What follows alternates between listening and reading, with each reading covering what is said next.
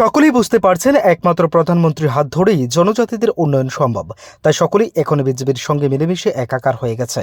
শনিবার জনজাতি মোর্চার উদ্যোগে আয়োজিত জনজাতি কার্যকর্তা সম্মেলনে বক্তব্য রাখতে গিয়ে তীব্রামাতা সুপ্রিমো প্রদ্যুৎ কিশোর দেববর্মনকে পাশে বসিয়ে এমনটাই মন্তব্য করলেন মুখ্যমন্ত্রী প্রফেসর ডক্টর মানিক সাহা। এদিকে সিপিআইএম দলকে বিভেদকামী পার্টি বলে আখ্যা দিয়ে মুখ্যমন্ত্রী বলেন, জাতি জনজাতির মধ্যে বিভেদ করাই হলো তাদের কাজ।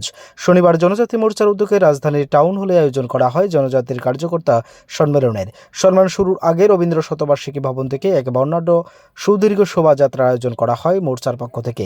শোভাযাত্রাটি দীপ্ত পায়ে শহরের বিভিন্ন পথ পরিক্রমা করে টাউন হলে মিলিত হয়। সেখানে আয়োজন করা হয় কার্যকর্তা সম্মেলনের।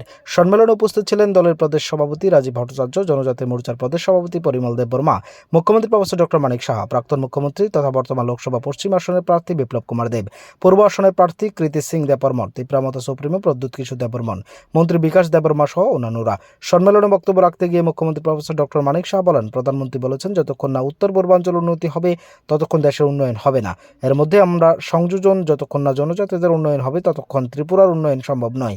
তিনি বললেন, জনজাতিদের উন্নয়নে বিজেপি ব্যাপক কাজ করছে। দেশের রাষ্ট্রপতি এখন জনজাতিভুক্ত সম্প্রদায়ের। রাজ্যে ব্রু শরণার্থীদের সমস্যার সমাধান করেছে বিজেপি সরকার। ইতিমধ্যেই বিজেপির সঙ্গে আইপিএফটি জোট করে সরকার গঠন করেছে।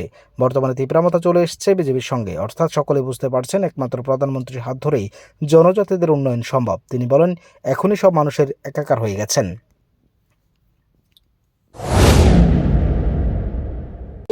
दूर दूर से आए हैं और हमारे मुख्यमंत्री जी, हमारे भाई साहब, हमारे प्रेसिडेंट, हमारे जो लोग बैठे हुए हैं स्टेज में, आप लोग के बहुत बहुत शुभकामना।